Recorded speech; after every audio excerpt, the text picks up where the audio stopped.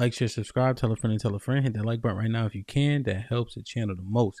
DJ Hamp, the people in the building. This clip is interesting. I saw a short of it, so now we're going to review the entire thing regarding breadwinner. Sheryl Underwood. She is stereotypically not what men would deem attractive, but does that render her point moot because of that? People often say, well, of course she got to say he's the breadwinner no matter what, because he's not conventionally attractive. But Sheryl Underwood was married before. Her husband committed suicide. So she has been chosen previously, and she wasn't left in a way in which people are normally left. You know, it's an unfortunate circumstance. Now, one conversation that we constantly have in our discussions is cooperation tied to how pretty a woman is? Meaning, if she's a 10, 9, or 8, is she less likely to be cooperative because she has the options, she has the picking, since based on what men say, the top of our totem pole in terms of hierarchy of what we deem important for women to be with them is beauty. So if beauty be number one, the 10, 9s, and 8s don't have to be as cooperative because beauty is the standard. Beauty is the reason why they're getting chosen.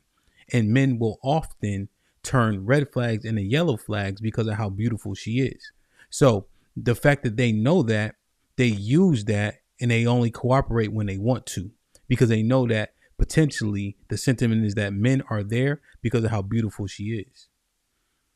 Let's see what it says in the clip. Like, share, subscribe, tell a friend to tell a friend. Hit that like button right now if you can. That helps the channel the most. Are you okay being the breadwinner in the relationship? I'm not the breadwinner in the relationship. You mean any man I'm with? Yeah. I'm not the breadwinner in the relationship. But would you be okay if you were? I'm not. There's no man I know, from you or he got a regular job. He work at a warehouse. He is the head of the household. He is the breadwinner. I will chip in as he see fit because he's the head. Now, this is the way I was raised. A lot of women not going to agree with me. No, they ain't going to agree with that. I'm cool if you don't, but. Interesting. She said he's the man, he's the breadwinner. Now, by definition, doesn't mean that the breadwinner is the person who brings in the most money or the person that controls the money. So she said money comes in, the money is allocated how he sees fit. She's putting the leadership on his shoulders and everything that comes with it, up to and including all the money that comes in the household. Now, leave it in the comments. Are most households have the one pot rule, meaning all the money that comes in goes into one account. Once everything is taken care of, people are allocated money for spending, things they want to buy, etc. If so, then by proxy of that, what she's saying applies, that it doesn't matter who brings how much in because it's everybody's money. And the leader makes sure that the money is used and allocated correctly. Interesting. Let's keep going. They're about to tear you up, Sheryl. Tear me up, because here's the thing. Even if I make more money, it doesn't make me the breadwinner. Oh, okay. It doesn't make me the breadwinner. Mm-hmm. It makes me the baby. What you say you want to do what? Or what you want for Christmas? You want a pony? Okay, nigga. I got you. Sheryl, you know, like what? The breadwinner, you know, that person has the larger voice in the relationship. He's a man. He's going to have, this is what I believe. But what if you got the money, you making the money? No, this is what I believe. Okay. I believe I am advice and concurrence. Okay. He is the head of the household. Now, this is how I believe. The word did not originate with me. He is the head of the household. People need to start reading Ephesians. That's what I believe. I may be strong-willed, I may make money, but I'm not the head of the household. But what I watch, my mama who raised me, and my daddy, I watched them talk on Saturday morning, and my brother Chris will tell you this. I watched them talk on Saturday morning, and they settle the differences and come out unified. It's interesting. So let me ask you guys a question. One, answer this in the comments. Does she have no choice but to move like this, considering how pretty she may or may not be? Leave it in the comments. Let me know. Again, that's a conversation that we consistently have. What I hear is she ties value to a man and his leadership beyond his money. His pockets don't define him. His pockets don't determine whether or not he's the leader. It's the fact that he's a man, and I would assume she's picking men of good character that have these leadership qualities and traits that they exude, because she says she knows she's strong-willed, she knows she's an influencer, etc. But he's a man. Put it down in the comments. Is there a difference between men and males? If so, if you make a distinction and she's saying man, by proxy of that, we have to assume that he has these traits that allow him to be a good leader. And so I hear her tying more to a man's value than just his pockets. And that I appreciate. Let's keep going. I am not the head of the house. I may be an influencer, especially if this man has children. Right. Right?